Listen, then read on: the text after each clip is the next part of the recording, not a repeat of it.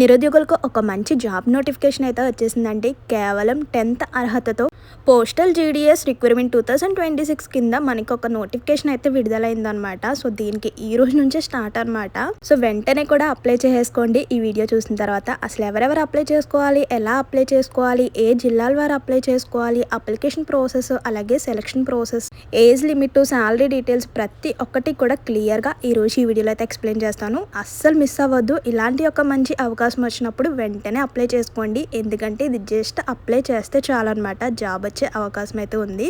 మరి అలాంటప్పుడు ఇలాంటి జాబ్ నోటిఫికేషన్ వదులుకోవడం ఎందుకు? ఇంకా లేట్ చేయకుండా నోటిఫికేషన్ యొక్క డీటెయిల్స్ చూసేద్దాం. ఎలా అప్లై చేసుకోవాలో కూడా చూసేయచ్చు. మనకి ఇండియా పోస్ట్ జీడీఎస్ రిక్రూట్మెంట్ 2026 కింద ఈ నోటిఫికేషన్ అయితే విడుదలైందనమాట. సో మొత్తం కూడా మనకి 28,000 ప్లస్ వేకెన్సీస్ అయితే ఉన్నాయన్నమాట. సో మొత్తం కూడా 28,000 పైగా ఖాళీలు అయితే ఉన్నాయన్నమాట. సో గ్రామీణ డాక్ సేవక్ అంటే జీడీఎస్ మీనింగ్ వచ్చేసరికి గ్రామీణ డాక్ సేవక్ పోస్టులు ఉన్నాయన్నమాట. సో ఇది రిజిస్ట్రేషన్ స్టార్టింగ్ వచ్చేసరికి January 31 నుంచి అయితే స్టార్ట్ అయిందనమాట. రిజిస్ట్రేషన్ చేసుకోవాలి. అది ఎలా ఏంటి, రిజిస్ట్రేషన్ కంప్లీట్ అయిన తర్వాత మనకు ఒక రిజిస్ట్రేషన్ నెంబర్ అయితే వస్తుంది. దాని తర్వాత మనం అప్లై చేసుకోవడానికి అయితే ఉంటుందన్నమాట. అది వచ్చేసరికి January 31 నుంచి అయితే స్టార్ట్ అయింది రిజిస్ట్రేషన్ ప్రాసెస్ అయితే. సో అప్లికేషన్ ప్రాసెస్ వచ్చేసరికి February 2 నుంచి అయితే స్టార్ట్ అయింది. అది ఈ రోజే అనమాట. దీనికన్నా ముందు రిజిస్ట్రేషన్ కంప్లీట్ చేసుకోవాలి. ఇంకా లాస్ట్ డేట్ చూసుకుంటే February 14 వరకు ఉందన్నమాట. Last date, application last date వచ్చేసరికి. అలాగే ఫీజు పేమెంట్ కూడా February 16. అలాగే ఏమన్నా మిస్టేక్స్ ఉంటే February 18 or 19 మనం కరెక్షన్ చేసుకోవచ్చు.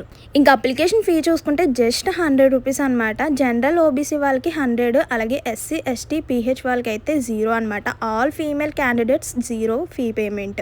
ఇది వచ్చేసరికి పేమెంట్ ఆన్లైన్లోనే పేమెంట్ చేయాలన్నమాట. మనం అప్లై చేసుకునేటప్పుడే పేమెంట్ కూడా కంప్లీట్ అయిపోవాలి.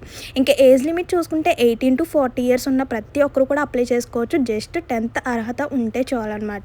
ఇంకా పోస్ట్ యొక్క డీటెయిల్స్ చూసుకుంటే పోస్ట్ నేమ్ వచ్చేసరికి చెప్పాను కదా, జీడీఎస్ అంటే గ్రామీణ డాక్ సేవక్. ఇందులో మొత్తం కూడా 28,000 వేకెన్సీస్ అయితే ఉన్నాయి. జస్ట్ 10th పాస్ అయితే సరిపోతుంది. అలాగే కొంచెం computer knowledge, English knowledge and local knowledge తెలుసుంటే సరిపోతుంది అనమాట.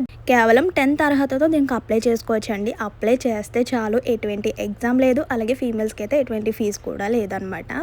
సొంత గ్రామంలోనే గవర్నమెంట్ జాబ్ చేసుకునే ఒక మంచి అవకాశం అయితే వచ్చేసింది అనమాట. అదే జీడీఎస్ పోస్టల్ నోటిఫికేషన్. ఈ నోటిఫికేషన్ కోసం చాలామంది ఎదురు చూస్తుంటారు. ఎందుకంటే ఇది 10th బేస్డ్ పై ఉంటుంది. అంటే ఇంటర్ చదివిన వాళ్ళు అప్లై చేసుకోవచ్చు, డిగ్రీ చదివిన వాళ్ళు ప్రతి ఒక్కరు కూడా అప్లై చేసుకోవచ్చు. మినిమం 10th అయితే కంపల్సరీ ఉండాలన్నమాట. ఇంకా సెలక్షన్ ప్రాసెస్ చూసుకుంటే సెలక్షన్ ప్రాసెస్ పూర్తిగా మెరిట్ లిస్ట్ ప్రిపరేషన్. అంటే బేస్డ్ ఆన్ క్లాస్ 10 మార్క్స్, అంటే 10th క్లాస్ మార్క్స్ ఆధారంగా మెరిట్ లిస్ట్ అయితే తీస్తారనమాట. నెక్స్ట్ డాక్యుమెంట్ వెరిఫికేషన్ ఉంటుంది. అలా ఫైనల్ సెలక్షన్ అయితే ఉంటుందన్నమాట. అసలు ఎలా అప్లై చేసుకోవాలో చూస్తే మనకు అఫీషియల్ లింక్ ఇచ్చేసారు చూడండి. India post GDS online .gov.in అంటే క్రోమ్ ఆర్ గూగుల్లో సెర్చ్ చేస్తే మనకి అప్లై ఆన్లైన్ అయితే కనిపిస్తుంది అనమాట. జీడీఎస్ రిక్రూట్మెంట్ 2026 అప్లై ఆన్లైన్ అని ఉంటుంది. సో దానిపై క్లిక్ చేసిన తర్వాత రిజిస్ట్రేషన్ కంప్లీట్ చేసుకోవాలి.